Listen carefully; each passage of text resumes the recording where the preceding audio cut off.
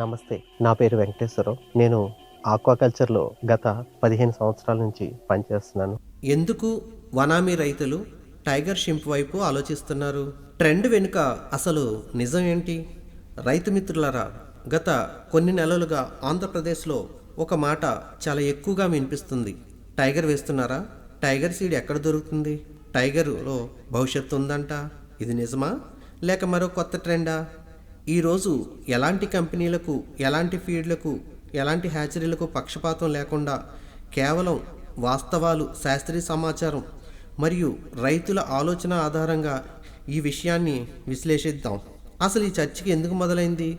10 సంవత్సరాల క్రితం ఆంధ్రప్రదేశ్లో చాలా చెరువుల్లో టైగర్ షింప్ కనిపించేది.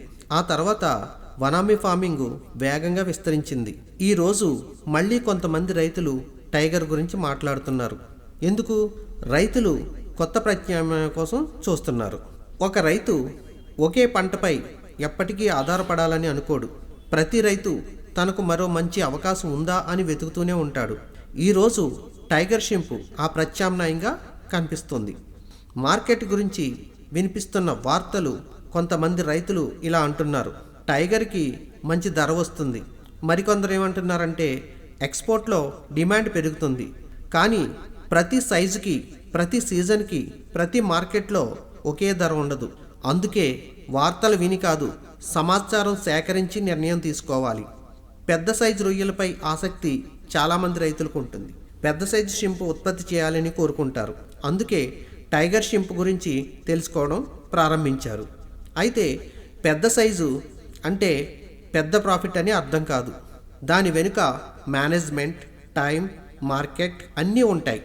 రైతుల మధ్య చర్చలు. ఈరోజు వాట్సాప్ గ్రూపుల్లోనూ, యూట్యూబ్లోనూ, ఫామ్ మీటింగ్స్లోనూ ప్రతి చోట టైగర్ గురించే చర్చ.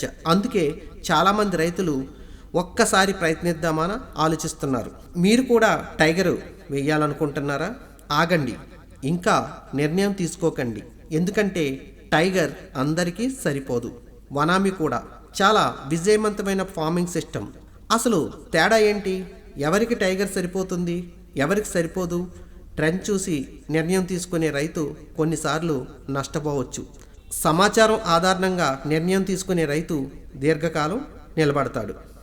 ఈ వీడియో నచ్చితే షేర్ చేయండి, లైక్ చేయండి, సబ్స్క్రైబ్ చేయండి. Thank you.